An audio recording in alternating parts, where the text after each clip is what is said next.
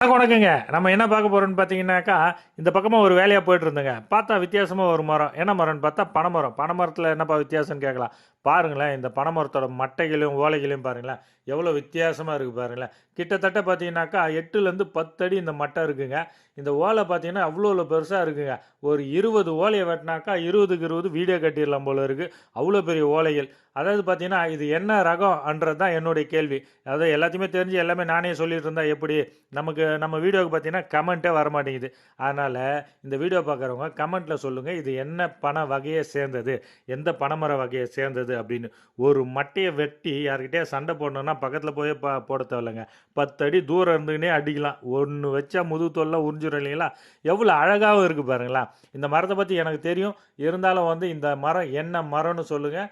நான் அடுத்த வீடியோவில் இந்த மரத்தோட டீட்டெயிலாம் நான் உங்களுக்கு கொடுக்குறேன். அதனால் நான் கமெண்ட் எதிர்பார்த்துட்ருக்கிறேன். நன்றி, வணக்கம்.